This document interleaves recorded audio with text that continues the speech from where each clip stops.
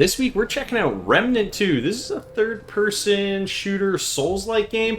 I've never played a game in the Remnant series before, so this is my first exposure. And let me tell you, man, right out the gate, this one's pretty cool. I love the art style of this game, the graphics, the worlds, kind of the environmental design of this game is something that drew me in right away. I really liked it. It's got a kind of a creepy Van Helsing type vibe to it. You get to pick from one of 4 archetypes, actually 5 if you pre-ordered the game, which we were lucky enough to get codes to allow us to get that 5th archetype, which I picked, which was the gunslinger.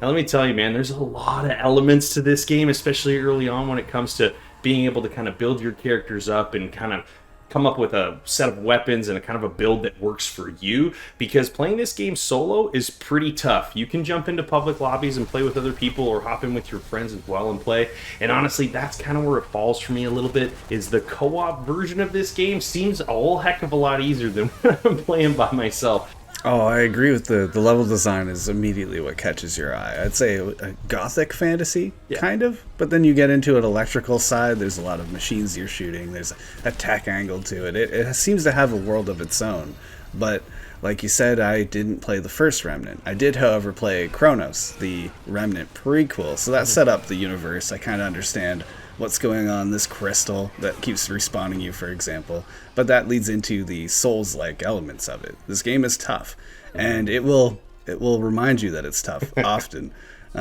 Myself stuck very early on in one of the boss fights, I believe the Ravenger, any case, painful, and I could not break through, and I needed your help to do that. And that's kind of lends to the feeling I get from this game, is that I'm making a lot of mistakes. Picking my character right out the gate, I chose the long-range gunner. Can't recall the name exactly. Did not work out. I needed something much closer range. I needed that health to survive, so I went and started a whole new character. And my guy's got the shotgun now. I'm doing much better melee damage, and that kind of worked. But again, I feel like I'm making mistakes when it comes to the boss fights. I couldn't finish that one up. There's a lot of frustrating kind of steps in here, but I feel like that is mostly on the part of myself. We get into kind of the RPG elements, building your character up. There's traits, there's archetypes, there's equipment. And between all 3 of them, I felt like I didn't really know what I was doing properly. I can kind of stumble through and make my way through it, but there's a lot of understanding that I wish the game had done a little bit more to explain to me at the beginning. This is one of those where I feel like I have to look it up online.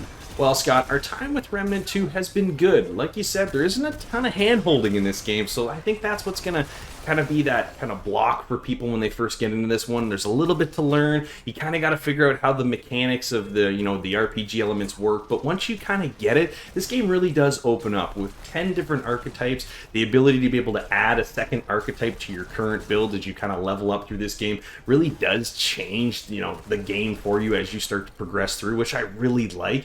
Honestly, man, if I've got to score this one, I'm having such a blast playing it, I've got to give it an 8. What are you going to give this one?